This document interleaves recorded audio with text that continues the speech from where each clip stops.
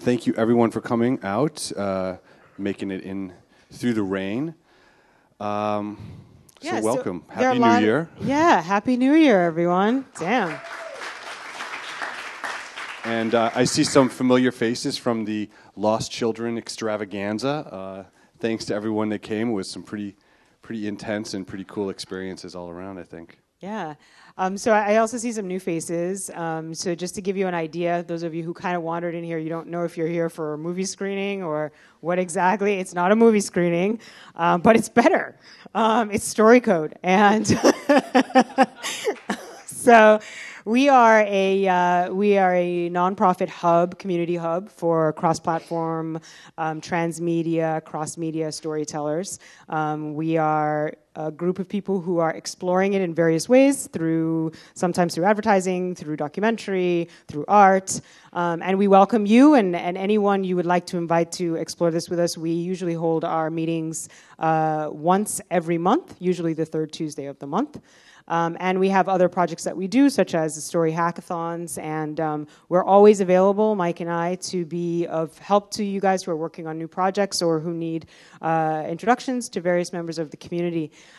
So welcome to our community, and if you don't know our usual deal, we usually have a presentation from someone talking about a project, and then we often have a 5x5 at the end of it, which is where people come and pitch their projects either for feedback or for collaborators or for just general practice for doing a pitch. So the 5x5s, you can always email me or Mike and ask. It's Mike at StoryCode or Ina at StoryCode. If you have a project that you're pitching or you need some help or you are looking to promote something, let us know and we'll schedule you. Tonight, actually, our 5x5 did cancel, so we will just have our main presentation. And sorry, Brian. Yeah, I know. It happens. So with that, I'll hand it over to you. Matt, do you want to say a quick... No? Okay. All right, so the Wi-Fi is film guest, no password. And if you're live tweeting, hashtag StoryCode. We're really excited to welcome Marisa Jahn. I had the pleasure of first meeting Marisa back in, was it November? At the Savannah Film Festival. We were on a panel together along with Mark Harris, and that was during the time when Sandy hit, and so we were kind of all stranded down in Savannah. Oh, woe is us, but we managed to soldier through it, and I learned a lot about the types of projects she was working on, and it was just really inspiring, and we wanted to bring her here to share some of the really innovative work she's working on here. So to just give you a little bit of a background, she's the co-founder and executive director of REV, a team of artists, advocates, media makers, low-wage workers, immigrants, and youth working to spark the public imagination and to accelerate social change. Marisa's going to be talking about a number of really interesting projects that are really kind of presenting a wide range of media, storytelling techniques, and some really amazing creativity. So please give a hand to Marisa Jahn.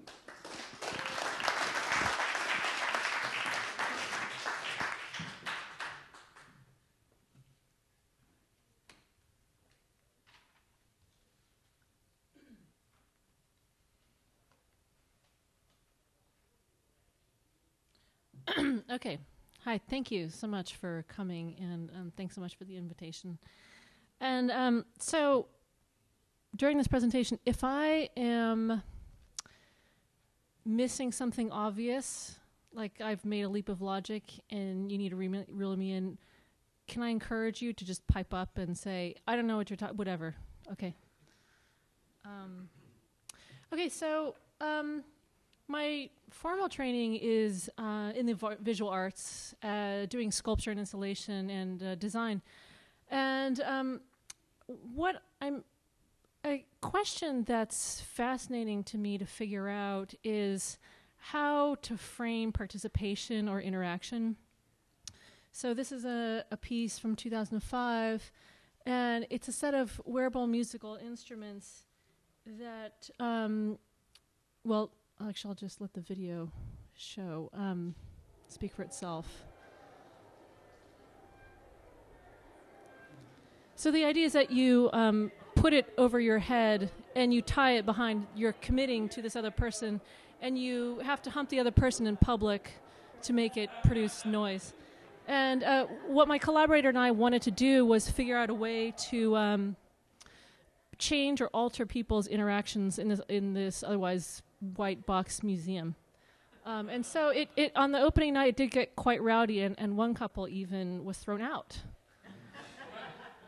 And so this is one of my collaborators, Steve Shada, and one thing that's interesting to us is this fascination with fast food and the American love or fascination with expediting things. And so we were looking at different recipes for things made for people in a hurry.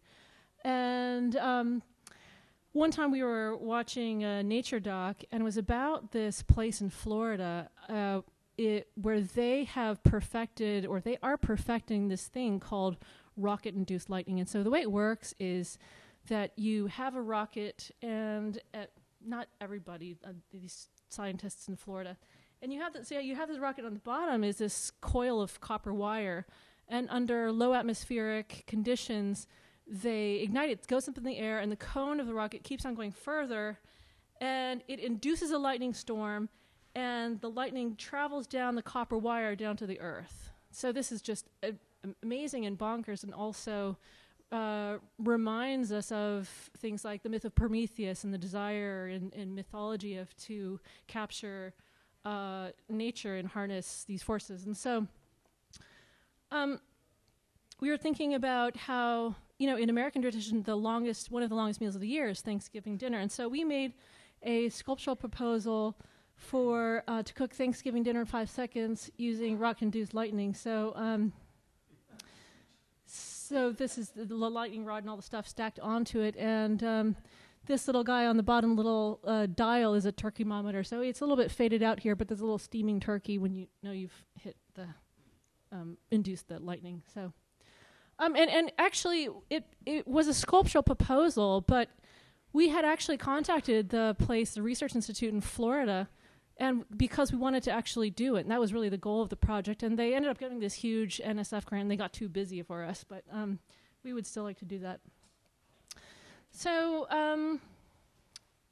that is a good segue to REV, which is a nonprofit, and Mike said a few words about it. And the way that we see the work that we're doing is often we're framing other people's participation. So we create a framework, and in a way that other people can start plugging in. So we have a few different programs. One of them is providing opportunities for teens to work alongside artists, journalists, and technologists. We also produce and publish books. This was a book called Proagonist, The Art of Opposition. So it was inspired by, there's a symposium at the Walker Art Museum in Minneapolis. And the curator said to me, well, we've been thinking about antagonism and agonism, and we're doing a symposium. Would you propose something? And I said, well, nobody knows what agonism means. Why don't I put together a book about the topic? So antagonism is about oppositionality and clashing. And agonism is a Greek word, and it's related to this idea of struggle bound up with empathy. So it's about the ongoing mutual incitement and the kind of push and pull in the way that when we are thinking about political debates or sports, it's this productive friction that makes it go forward, or elevates all the players in the game. And so I put together, it's different thinkers and artists who contribute to the book. And one of the contributions is this half-inch hole through the middle of the book so that you can frame the other and keep them with you as you're reading along. And so I'll pass it around. It's designed in black and blue, the colors of a good bruise.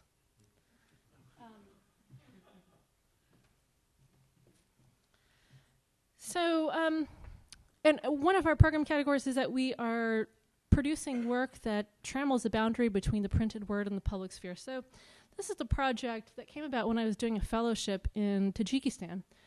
And Tajikistan is surrounded by these other stands that are Turkic in origin, And but Tajikistan is Tajik is a Persian language, and they're really proud of their Persian heritage. And when you're walking around Tajikistan, there's all these monuments to Persian poets. So, and you know, if you're a kid and you grow up in Tajikistan, you grew up learning about all, you know, the heyday of Tajik poetry, which is in the 11th to 13th century. And you grow up writing in the way that, for example, in school for us, we might learn how to write haikus. They will learn how to do the Bait, which is a 2-line poem. And it was popularized by Omar Khayyam, their most famous poet, who wrote the Rubaiyat, which is a series of 2-line poems. Pardon? Was Omar Khayyam? That's right, yeah. Yeah. Well, it was before modern-day Tajikistan, so it's more that he was a Persian poet. Yeah. So, okay, now at the same time, my translator there, I was noticing that he would call people on his telephone, on his cell phone, and he would speak very quickly. He said blah, blah, blah, and then he would hang up. And he would receive phone calls, and he'd speak for just a few seconds, and then he would hang up. And I said, Mirza, what's the deal? And he said, well, when you sign up you have this option when you sign up for a cell phone plan where the first 10 seconds are free. So they had mastered the art of the 10-second conversation. So thinking about these two traditions of short and condensed modes of communication, I did a public art project called 10 Seconds, 1 Byte. And it was a competition for the best 10-second poem. And so we advertised it on the radio and also on text scroll on the news. So it was advertised on a little text scroll scrolling over. And then we put up these posters. And so people would look at the poster and they read it, you know, so it was all over the Khojan, the main capital. And people would think it was really funny. For them, it's these cultural means that they've grown up with, kind of mishmashed together. And it was a 36-hour stint. And this is a woman at a bus stop, laughing, pointing and laughing, calling in. And what was really interesting to look at how people were interacting with the work was that is that a lot of people necessarily didn't need to leave a poem to feel that they might call and just hear it.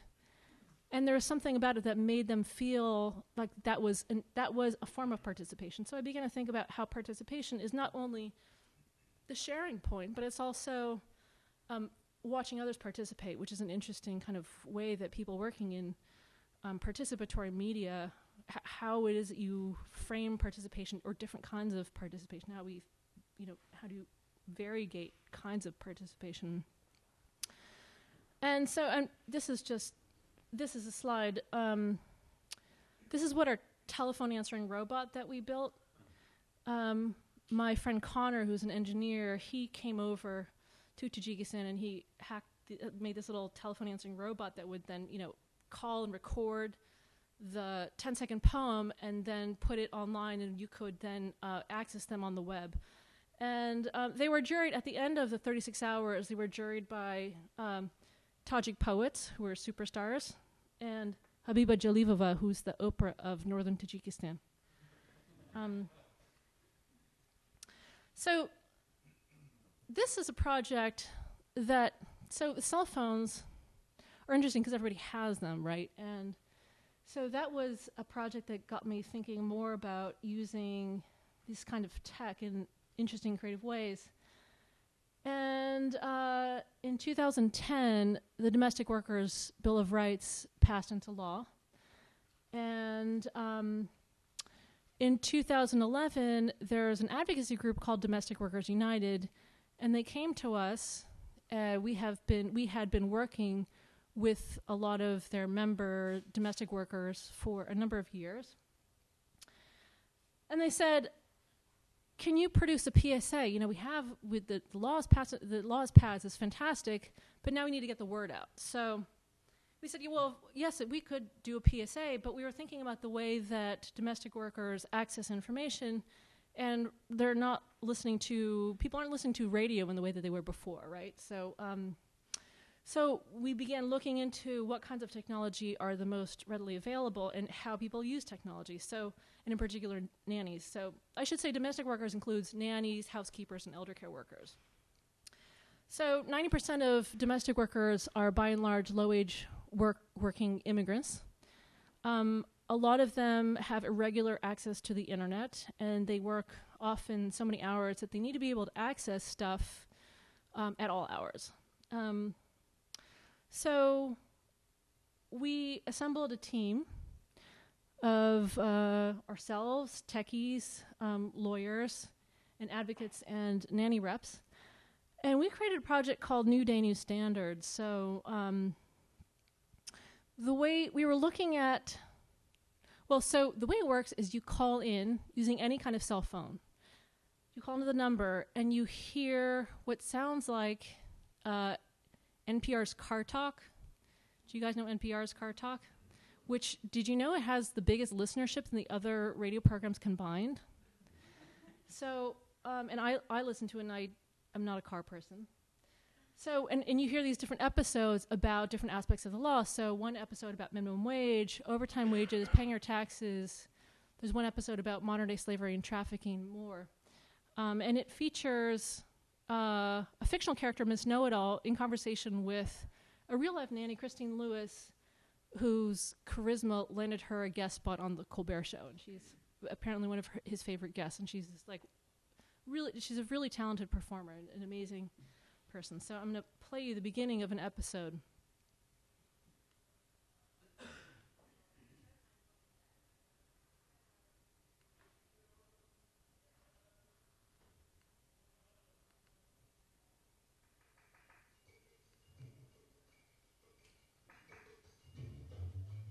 Hello, Paula.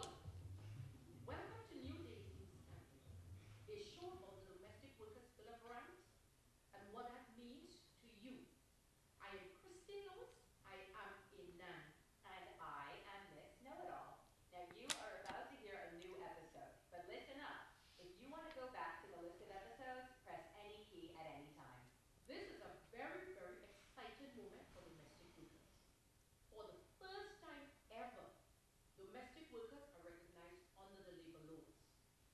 New York domestic workers paved the way for every nanny, housekeeper, and elder caregiver across the country. Everyone has a stake in getting in on the action and keep blazing the trail of dignity and justice for the workers who make all other work possible. Episode about overtime wages. In this episode, Okay, so that's just a snippet. So right now what we're doing is we are evaluating all of the people who've called in and the way that people have been using the hotline. And we're thinking about new innovations to it, including, for example, putting in your 5-digit zip code and being apprised of meetings in your neighborhood or supports or, services or resources and things like this. And so in terms of what that looked like, the first month that we launched it in May 2012, we didn't advertise. It was just a soft launch, and 600 people started calling in, and that was in the first month. And then we got a few reviews. There was one on BBC, Good Magazine. It was on law blogs and parenting blogs and listservs. And so now it ranges anywhere from between hundreds to thousands of people calling in to use it every month. And our outreach was also, we created these flyers. And so then in the late summer of last year, we got a call from the White House, who was interested in that work. We hadn't actually thought of it as an app. We just thought of it as a public art nanny hotline, is what we called it. And they thought of it as an app, which was interesting for us. And so they said, there's all these innovators. We're reaching out to social innovators like yourselves who are developing apps to get out different kinds of information and public services information to the public. And they asked us to come and present this work. And I was just talking with someone, with Ina earlier, that we were the only group who was developing stuff for regular phones. And actually there's a lot of groups around the world who are developing stuff for regular cell phones for people who don't have smartphones and in places where that's not an option. So it's been an interesting it's a really interesting question to think about how can we develop ways to creatively reach out to people and develop tools that are really specific. You have to be really specific to how they're interested in using technology, and in particular for the informal work sector, which we work with a lot, who, you know, are often changing their phone numbers, don't have email, and so forth.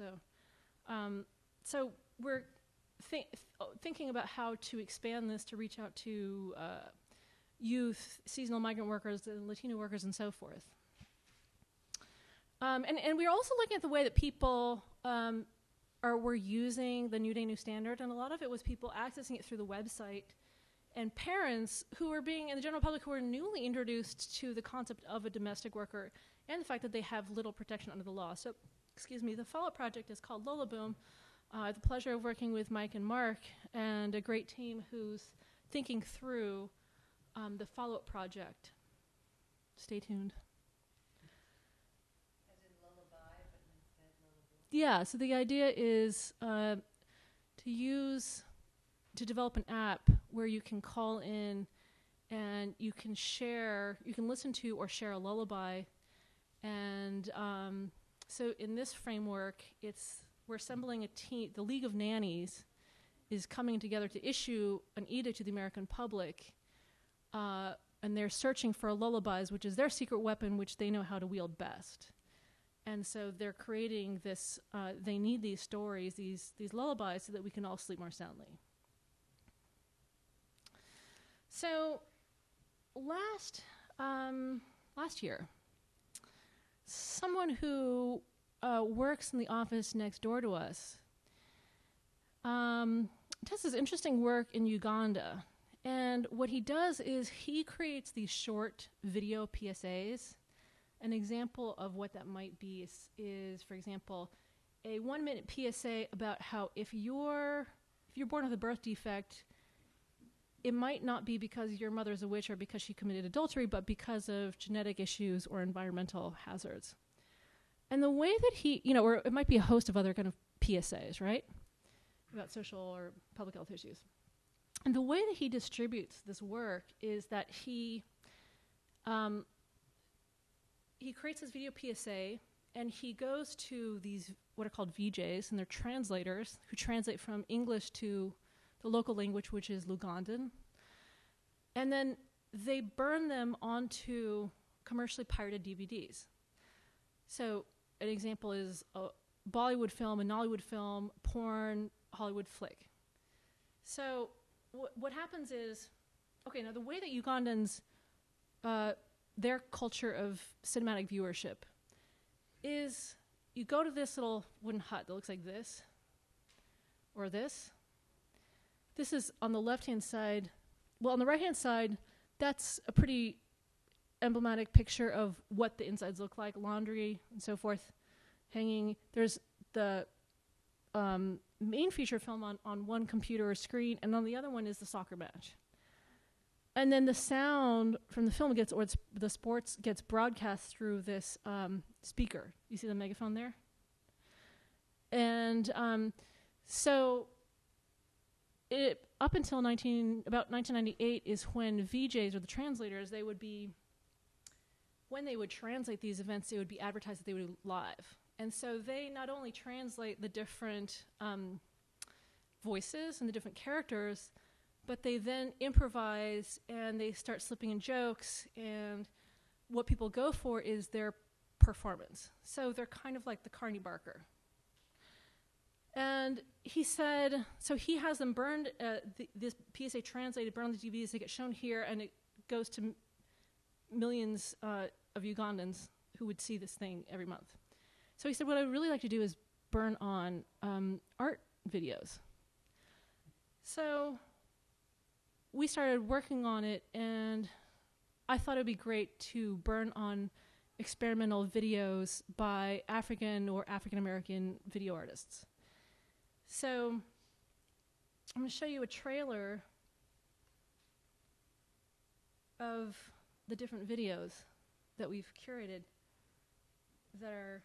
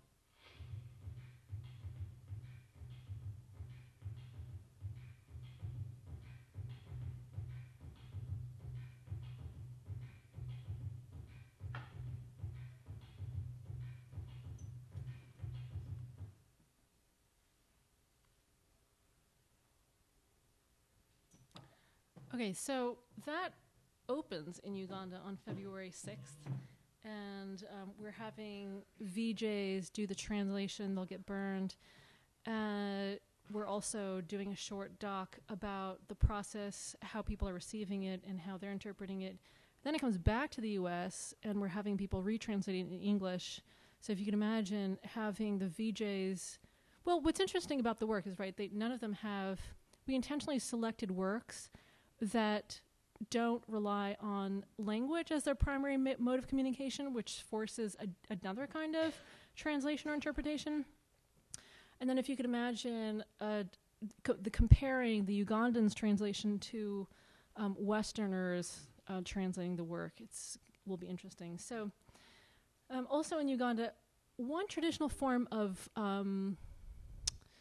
printmaking is using bark cloths. So on the left is a picture. It's a 600-year-old tradition where they chop down this tree. It's kind of ficus, and they yank out the bark from the middle of it, and then they beat it to a pulp, and then they make it these bark cloths, and they make these posters. And so what's interesting in the bark cloths is when they are merging the traditional iconography with pop cultural references. And so we made designed these movie posters based on the film stills. And so then what's interesting is that we're going to ask these bark cloth painters to paint it on bark cloths.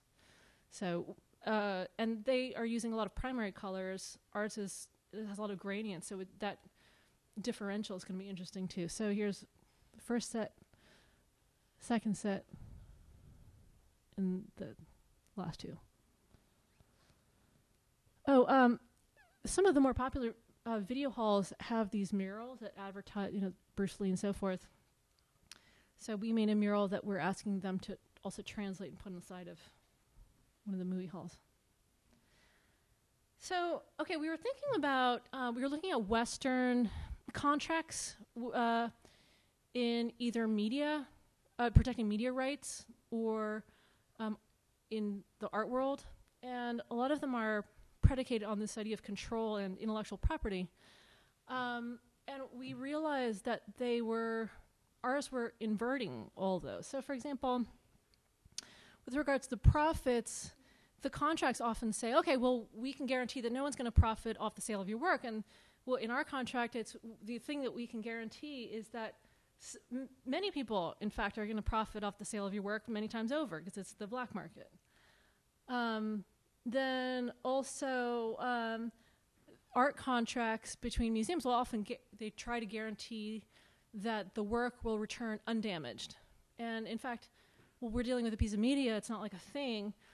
And we're doing a series of translations or degrades, these series of transpositions.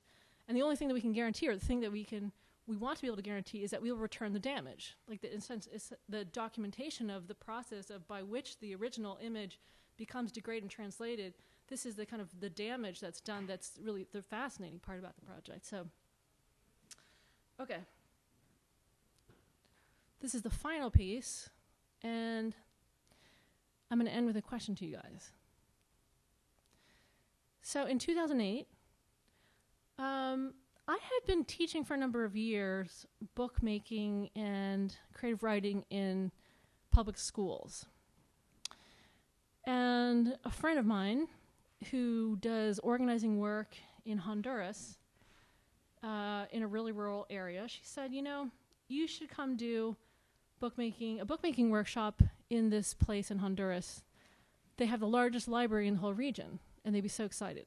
So I went there, and they showed me the library, and it was maybe like a 12 by 12 foot room, and they had one bookshelf that was this long, and it really was the second most used library in all of northern Honduras. The other one was in the second largest city in Honduras. And so that's to give you a sense of how impoverished it is. It's the second poorest nation in the Western Hemisphere after Haiti, northern Honduras. And the illiteracy rate here is 80%.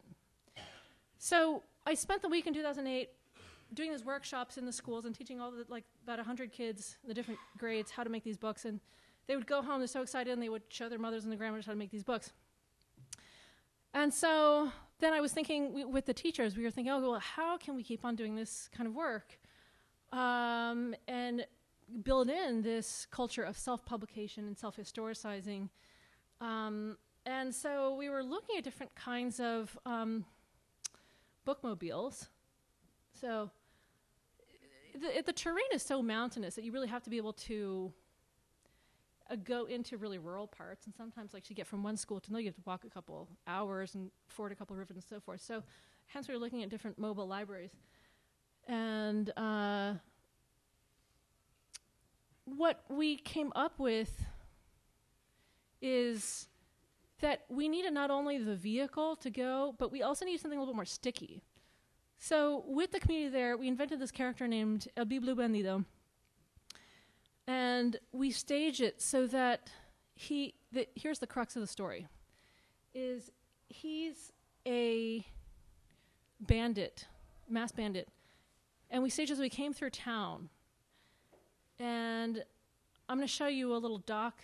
Well, it's a doc. It's not really a doc, actually. It's a 5-minute film that we did.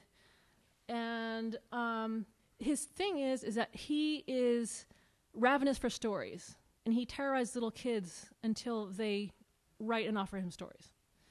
So, yeah. Who is he? Nobody knows.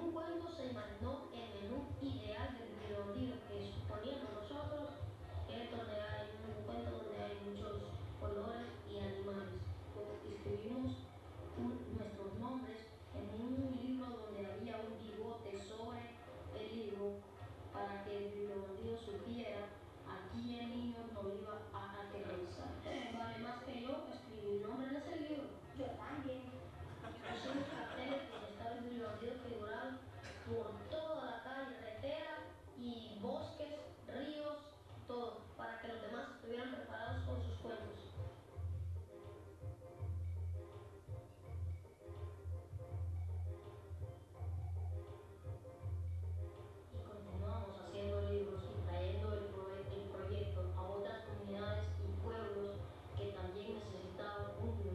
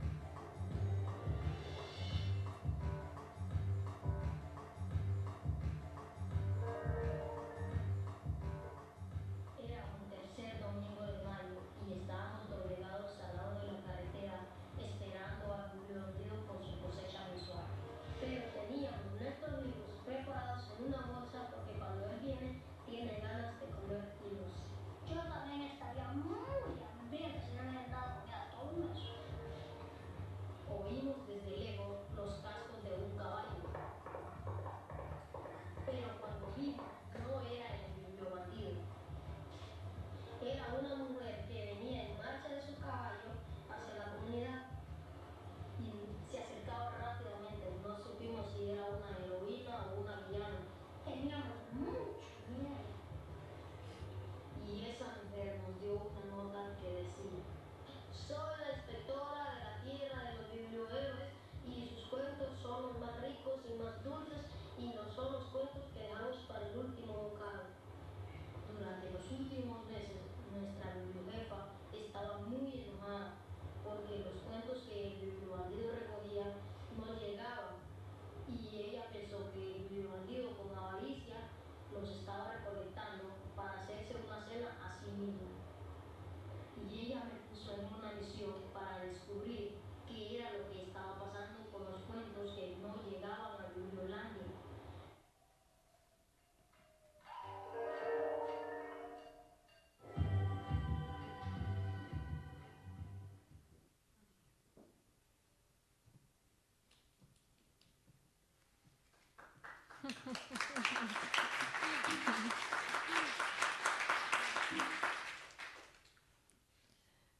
Okay, so we invented this character. We staged it so we came in. A lot of the little kids didn't know that there was actually really few people who were in on the creating of this character. And a lot of the kids thought that it was a real thing, and so it really then prompted them to like assiduously write stories every month. And then the community group that we were working with, they would, every month during story hour, they would kind of like focus their attention the whole month, and they would invent new characters and different episodes, and they would stage it again, like a different version, and it was kind of like this living soap opera. And so then also what they started doing is there's a group of 15, it's like preteens, the three kids are the main kind of leaders of the troupe and these adults, and they would go out to, they would choose one of the 19 different villages or surrounding villages, and they would work with the school teacher there, and they would stage an episode in that town. And so afterwards it always ends with, oh my gosh, he's going to come back, we better start writing books. So it's been really interesting to see the genesis of the project and to see that we were just totally amazed to see also that some of the like adults even believed in the character in the way that, so it's like this kind of Santa Claus. Okay, Santa Claus is an interesting archetype, right? Because there's a little bit of a threat there. If you aren't good throughout the year and you're naughty, then you're going to get a lump of coal. So using the same kind of logic is how we wanted to then structure this. Good characters are less fun. That's something that's a little bit more mischievous. And so now what that scope is like is there's 19 participating villages and 500 kids that it involves. And it's this kind of like ongoing, amazing, totally bonkers thing. Okay, now here's my question to you. But before I get to the question, I also want to point out my colleague Anja Masharia, who's a secret agent at REV and who's been a corroborator and a collaborator in all these enterprises. So if we can give her also.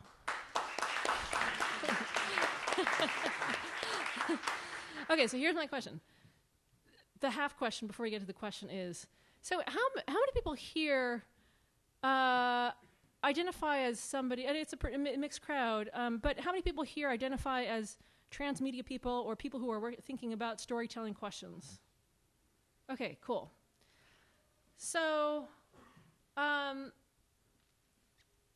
what's been interesting, a similar question that you guys are also maybe perhaps thinking through is, well, for us, the way that we see these questions about storytelling is how do we create something that has bearing, like a real-life bearing, that where we're setting up the engine or we're setting up the frame, and then the logic gets going, and then it's like a scramble where it's this delightful process of interpreting the story as it's going along. That's really just like the fascinating question.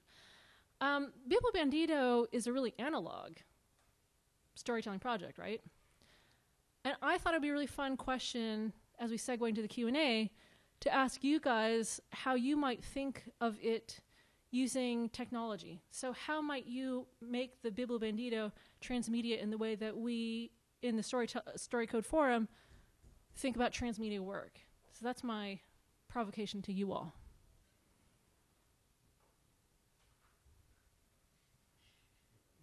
We'll also open up for questions as well. Yeah. All right. So, any questions or ideas? And I'll let you get that one up there.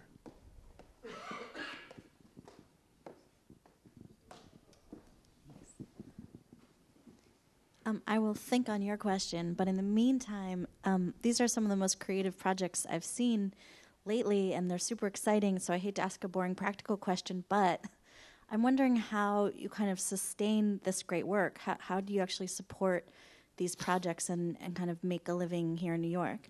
That's a really good question. So I think they vary, right? I mean, Tribeca Film Institute actually is supporting the continuation of the Nanny Hotline, as well as some other foundations, which vary from social justice and progressive foundations to art foundations. We, as REV is a nonprofit, so we also have individual donors as well. But some of them are really done on a dime. I mean, the Bilbo Bandito project was something, okay, how it got funded is actually really interesting. It's my friend Rachel, who's the one who was doing community development in Honduras. And she works in an all-girls Catholic school in San Francisco. And they had a bake sale, and they raised $700, which was the cost of me to go down there and my flight, like paper and glue, and rice and beans for 3 weeks. And then the second time I went down there, they did another bake sale, and this time they raised $1,200. And this third time they did another bake sale, and then we also supported it with some money that we raised through individual donors. But it really was pretty, there was a lot of pro bono work, actually. I mean, like the book from the Walker, that was like a small commission. And a lot of pro bono work. So, yeah, it's kind of like a mix of different things. One has to be resourceful.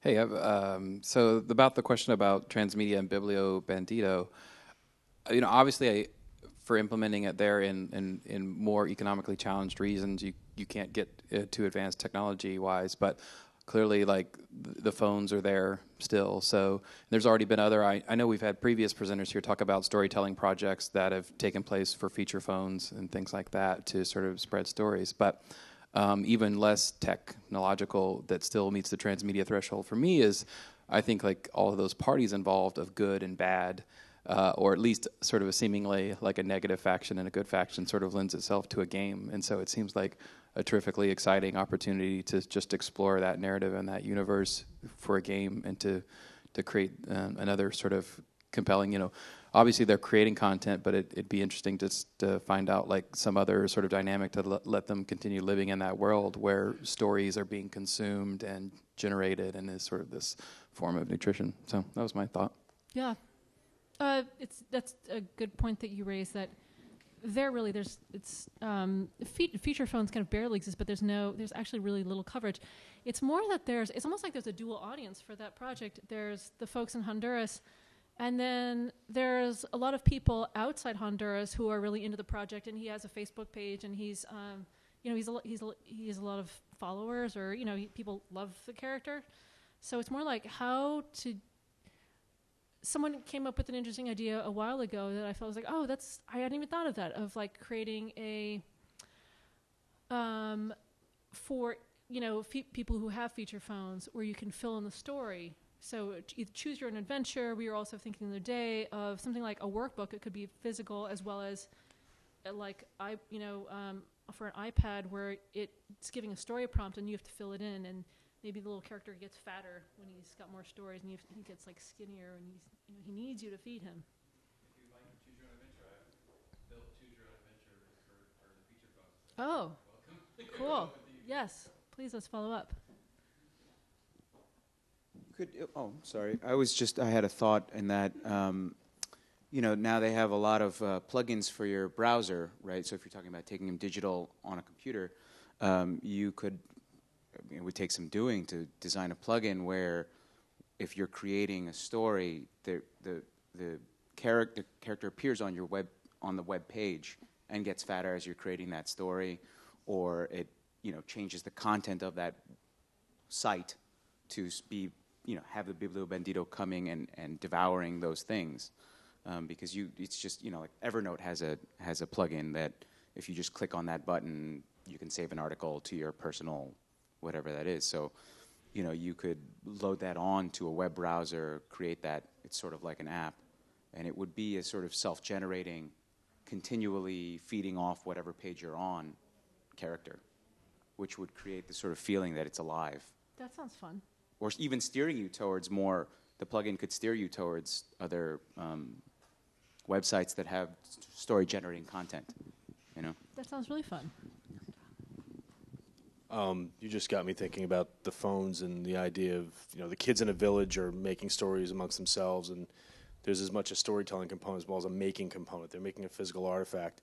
And why couldn't you take something like a VoIP mailbox where kids in town or Village A, they're making their little books and they're making their stories, but they can leave a voicemail of that story so kids in Village B can, stay one step ahead of the Bandito.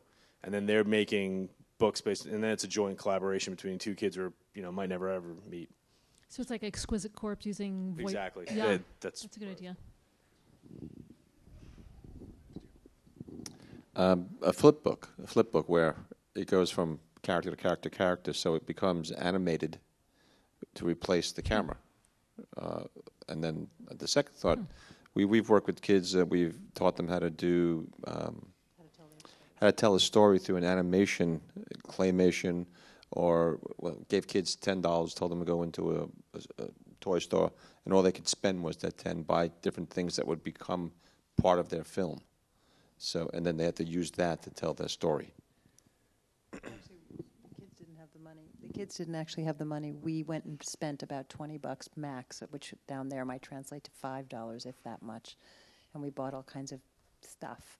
I mean, a ball of rubber bands and a couple of plastic animals and random. And then gave it to them and said, okay, make your story out of these items. And you can use sticks and stones and things outside as well, or anything that you find. And we try to figure out different ways for them to tell their stories. But I was thinking on piggybacking on the idea of the kid village to village. What if there's a story, and then they somehow communicate it to another village, either in person, orally, or technologically, if that's possible. But then, like the game of telephone, the story morphs and changes, and it becomes each person's individual version of that story. Yeah, it's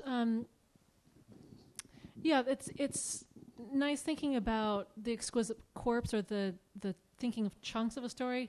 Oftentimes, for those of you guys who've worked with kids in storytelling, it's hard for them to think of the whole story from soup to nuts, the beginning, the middle, end, if they're really little. And really they just want to contribute to something. It's not that they have to generate the whole thing themselves. So breaking it down in parts is great. Marisa, I asked you earlier, I'm struck with your work how connected you are to your audience. And a lot of impact-driven work, a lot of social good media has like this fatal flaw where they're not really connected to the audiences they're trying to impact. And I was struck by how connected you are, particularly in deciding which medium to use for which project.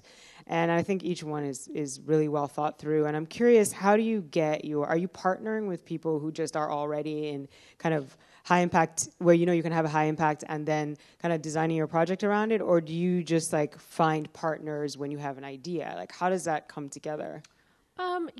That's a really good question. And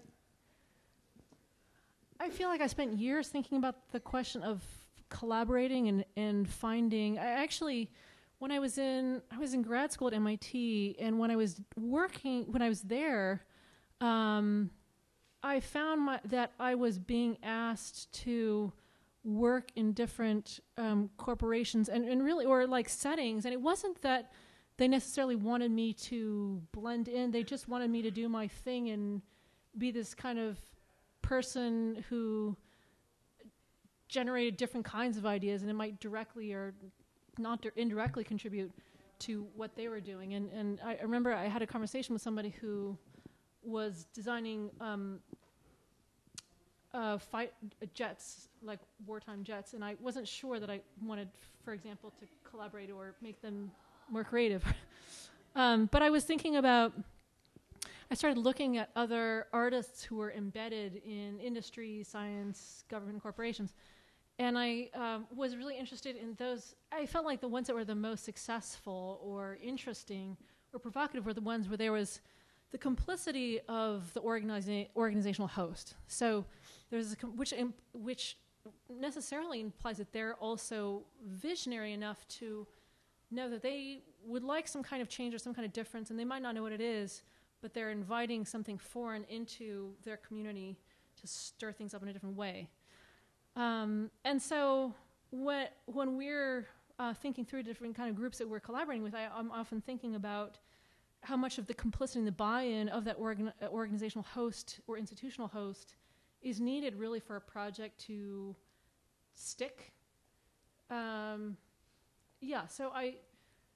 it's an ongoing and interesting question for us. I feel like there's a number of different groups that we're kind of always tending to and seeing which ones are, okay, well, how can we choose a group that's ready at the right time? There's a complicity and there's a interest and generosity, but also where they're poised to make a change. So I think what we're often looking for is they're working on a campaign. If we're working with an advocacy group, they're working on a campaign and they need something. They know that they need something to enliven the public imagination. So that's the kind of, there's a certain temporal edge to it that we look for. Interesting. Any other questions? Does anyone have any other questions? So I was thinking about the challenges that you have with in Honduras. One of the fun things that we produced a big transmedia campaign, and it was about creating like basically different groups. And I'm thinking about how you have all of these, you said, I think 19 villages or so, but seeding them with different parts of this narrative and let those kids come up with their kind of story world, and then create an event where all 19 or as many as you can kind of bring it together, so then they see it all come together. So they have, different characters in different settings, and then they basically blend them all together. So then they all come together as a community and see it unfold. Yeah, something like a Bandito Fest has been a fantasy for a while, and it just now needs to happen. Yeah, but yes. Yeah, no, it's just coordinating and bringing people together, and yes, exactly. Yeah. Compare episodes. Bandito Face Off. I did have a question. Are they collected, or obviously like somebody's picking them up, right? Yeah. Are they being archived, or are they just being kept in the local villages there and somebody? So it's the structure of it is the community group that we work with. It's called Un Mundo. They are in one town, El Pital, and they coordinate the bookmaking workshops, and they collaborate with the teacher in one of the participating villages. And what happens is the teacher and some of the older kids, together with the community group, will invent a new episode.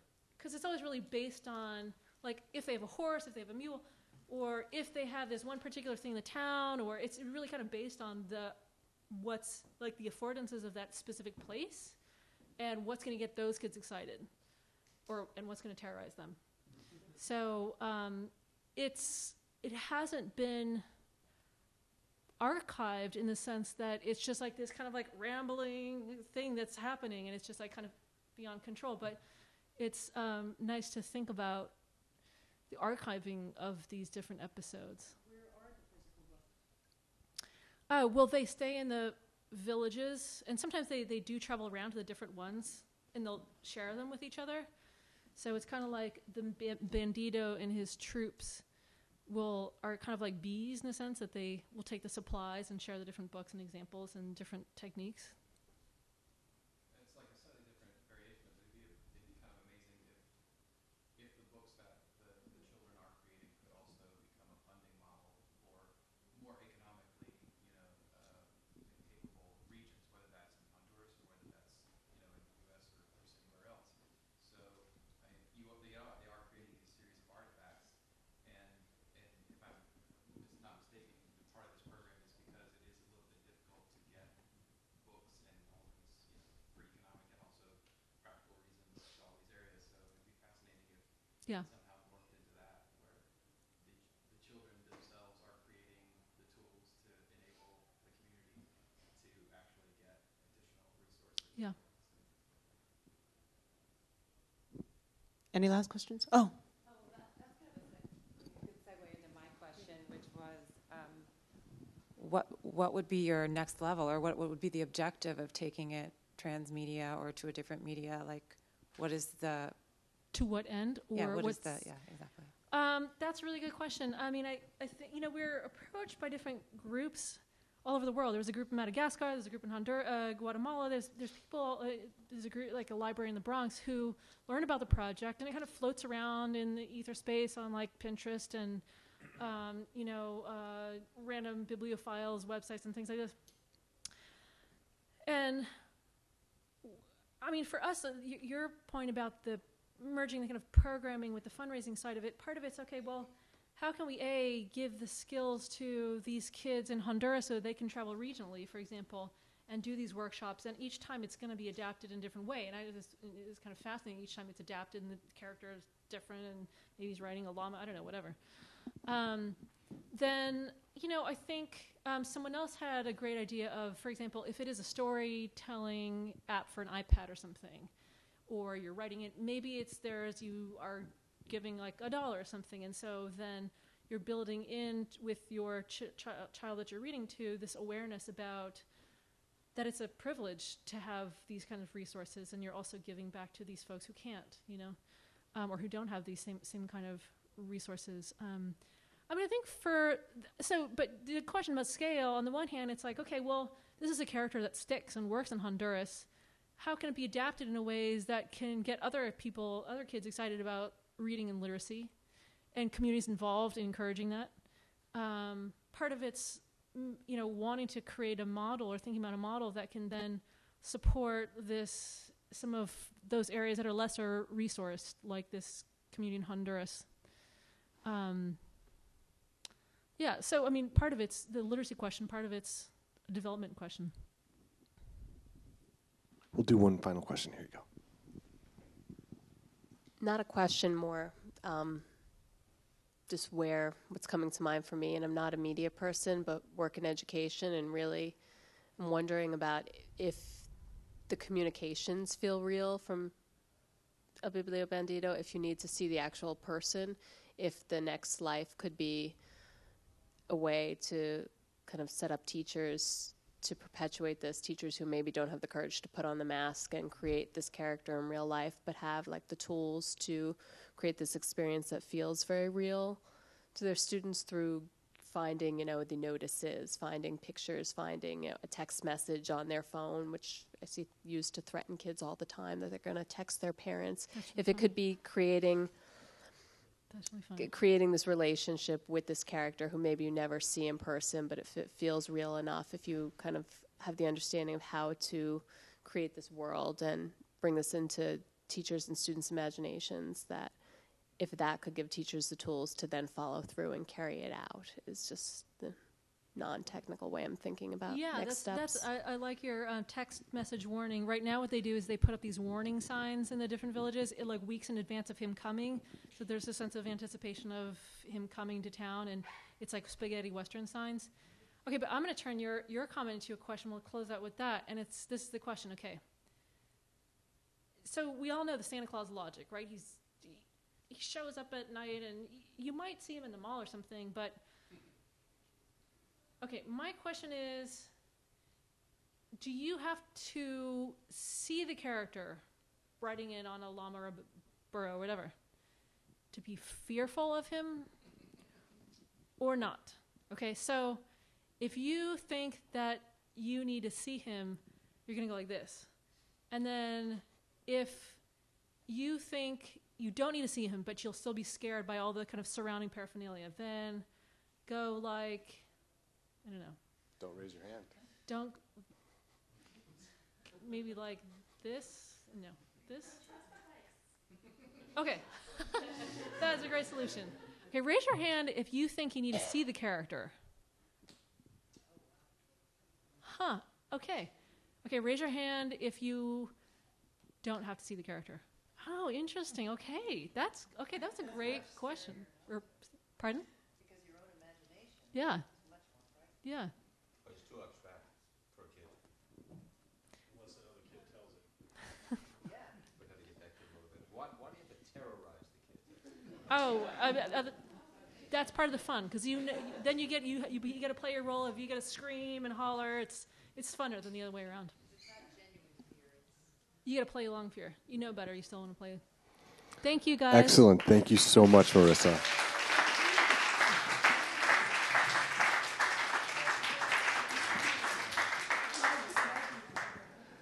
Wow, very cool. All right, so a couple quick closing comments.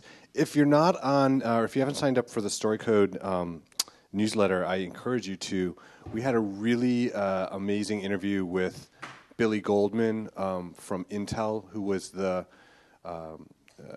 she was part of the team that created The Beauty Inside. I learned so much from that. Thank you, Hal, for putting that together and for doing that series. But it's a really interesting series of interviews, so definitely sign up for that. It's free. It's we do the monthly site. newsletter, but we also do a supplement, which is called StoryCode 10, which is an in-depth interview with a person who has done something interesting that you all would be definitely excited to read about. And if you have any projects that you want featured in the newsletter, let us know. Just email us a blurb and some information about them, and we'll include them as well. And we've got a bunch of exciting new forums coming up, so I'll just give you a hint on what's upcoming. On February 19th, we have Lane Brownstein of Fake Love TV. Fake Love did the Google Coke kind of envisioning of that brand campaign. They're really creative, immersive boutique, and he'll be presenting a lot of really interesting projects. Then on March 19th, we have Adnan Wasi from POV. Adnan's been doing a bunch of amazing story hackathons. I participated in the first, and he just finished the second one. He's really doing some great stuff, so he's going to be talking a lot about that. And POV is documentary focused. Yep. And then in April 23rd, we have James Carter talking about New York Hearts, so we're really looking forward to that as well. All right, so thanks everyone for coming out, and take care.